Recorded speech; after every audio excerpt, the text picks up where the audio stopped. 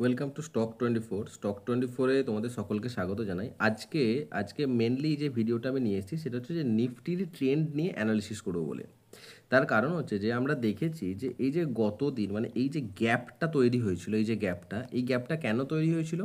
তার কারণ হচ্ছে যে আগের দিন মানে গত সোমবার যখন মার্কেট খুলেছিল তখন বেশ কিছু ভালো নিউজ ছিল, যেমন হচ্ছে যে জিএসটি রিফর্মের নিউজ, যেমন হচ্ছে যে রাশিয়ার সাথে ইউক্রেনরা ভালো মানে রাশিয়ার সাথে ইউক্রেনের যে সমস্যাটা চলছে সেটার একটা পজিটিভ ডাইরেকশন ছিল। ঠিক আছে, তো এই সমস্তগুলোর জন্য মার্কেট একটা গ্যাপ আপ ওপেনিং দিয়েছিল, কিন্তু তারপরও এই যে ক্যান্ডেলটা তৈরি করেছে এটা কিন্তু রেড ক্যান্ডেল। এটা সিগনিফাই করে যে মার্কেট যে গ্যাপ আপ ওপেনিংটা দিয়েছিল সেই গ্যাপ আপ ওপেনিংটাই কিন্তু সাস্টেন করতে পারেনি। এই যে এতটা গ্যাপ আপ ওপেনিং দিয়েছিল তারপরে কিন্তু মার্কেট ওটাকে সাস্টেন করতে পারেনি। এই যে পাইভোট পয়েন্ট রয়েছে না, এই পাইভোট পয়েন্ট থেকে ওটা ফিরে এসছে। যদি আমি গতকালের ক্যান্ডেল দেখি তো এটা হচ্ছে গতকালকের ক্যান্ডেল, তো গতকালকের ক্যান্ডেলটা গ্রিন ক্যান্ডেল তৈরি করেছে, কিন্তু সেম এই যে পাইভোট পয়েন্টটা রয়েছে এই পাইভোট পয়েন্টে গিয়ে কিন্তু গতকালকেও ফিরে এসছে। তো এখান থেকে একটা জিনিস আমাদের মনে হয় যে আজকের ক্যান্ডেল কিন্তু রেড ক্যান্ডেল ফরমেশন হলেও হতে পারে, পসিবিলিটি আছে। যদি গ্রিন ক্যান্ডেল তৈরি করে তাহলে কিন্তু এই পাইভোটের যে লেভেলটা অর্থাৎ 24,991 এই যে লেভেলটা, এই লেভেলটাকে উপরে যদি আজকে মার্কেট ক্লোজিং দেয় গ্রিন ক্যান্ডেল করে, যদি আজকে মার্কেট ক্লোজিং দেয় সেটা কিন্তু মার্কেটের জন্য খুব ভালো হবে। তো আমার যেটা মনে হয় যে আজকের দিনে দাঁড়িয়ে মার্কেট কিন্তু পজিটিভ ট্রেন্ডের থেকে, যদি পজিটিভ হয় তো ওয়েল অ্যান্ড গুড, কিন্তু পজিটিভ ট্রেন্ডের থেকে কিছুটা নেগেটিভ থেকে স্টেবল মার্কেট হওয়ার পসিবিলিটি আছে। নেগেটিভ থেকে স্টেবল মার্কেট হওয়ার পসিবিলিটি আছে। নেগেটিভ মানে বিশাল নেগেটিভ না, আমার মনে হয় না যে 0.3%-এর নিচে মার্কেট নেগেটিভ হবে। আর যদি উপরেও যায় তাহলেও এই 0.3%-এর উপরে মার্কেট আজকে ক্লোজিং দিতে পারবে। তো এটার কনফার্মেশনের জন্য আমি এখানে নিয়েছি ম্যাকডি মানে যেটাকে এমএসিডি বলা হয়, এমএসিডি বলি বা আমরা ম্যাকডি বলি। তো ম্যাকডিতে যদি আমরা দেখি তো দেখবো যে এখান থেকে যে হিস্টোগ্রামটা তৈরি করেছে না, এই যে হিস্টোগ্রামটা এটা কন্টিনিউয়াসলি লোয়ার হিস্টোগ্রাম, মানে ছোট হতে হতে গেছে এক নাম্বার।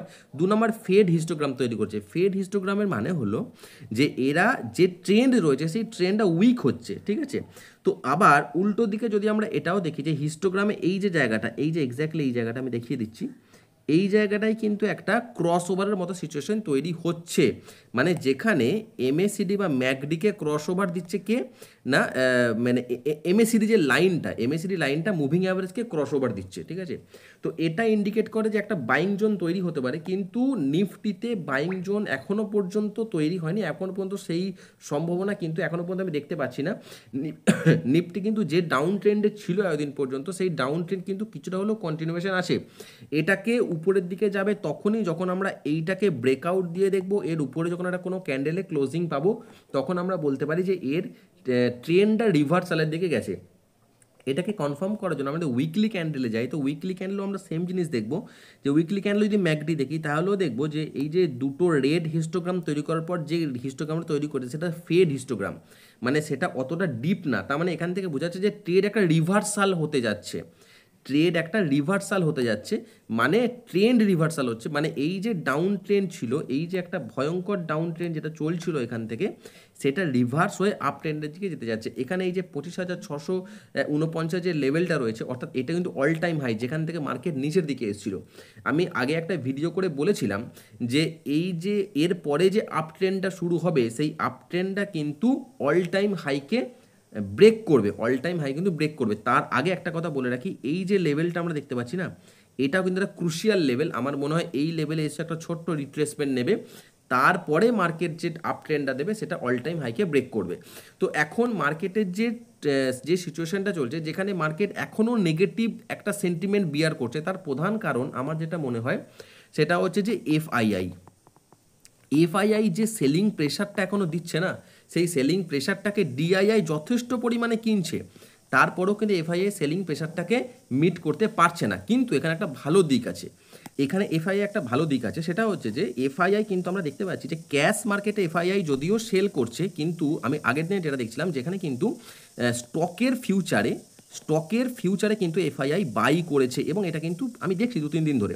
তো আমার মনে হয় যে এফআইআই এর যে এই যে ভয়ঙ্কর সেলিং যেটা চলছে, কন্টিনিউয়াসলি সেলিং, এটা হয়তো বেশ কিছুদিনের মধ্যে কিন্তু এটা কেটে যাওয়ার সম্ভাবনা রয়েছে। যদি আমরা গিফট নিফটি দেখি আজকে, তাহলে গিফট নিফটি কিন্তু আজকে নেগেটিভে ট্রেড করছে এখনো পর্যন্ত, মানে আমি ভিডিও রেকর্ড করছি 7:53 বাজে এখন সকালবেলা, এখনো কিন্তু পর্যন্ত কিন্তু গিফট নিফটি নেগেটিভে ট্রেড করে, তবে বিশাল নেগেটিভ নয়, 0.2%-এর নিচেই আছে, ঠিক আছে, মানে 0.2%-এর মধ্যে আছে নেগেটিভটা। তো আমার মনে হয় যে এই লেভেলটায় আসার পর, যেটা আমি বললাম, রিপ্লেসমেন্ট নেওয়ার পর মার্কেট উপরের দিকে যাবে। একটা জিনিস মনে রাখতে হবে যে মার্কেটের নিয়ম হচ্ছে, যদি মার্কেট খারাপ থাকে, মানে মার্কেটে যদি সেন্টিমেন্ট থাকে লো, তাহলে সমস্ত ভালো খবরও কিন্তু মার্কেট ডাইজেস্ট করে ফেলে, সেখানে ভালো রেজাল্ট দেয় না। ইন্ডিয়ার জন্য কিন্তু এখন ব্যাক টু ব্যাক ভালো খবর আসছে, কাজে এই ভালো খবরের রেজাল্ট যখন ইন্ডিয়া দেবে, তখন কিন্তু ইন্ডিয়া এই অল টাইম হাইকে কিন্তু ক্রস করতে খুব বেশি সময় কিন্তু লাগবে না। তো দেখা যাক কি হয়। আজকের মতো এটুকু, চলো।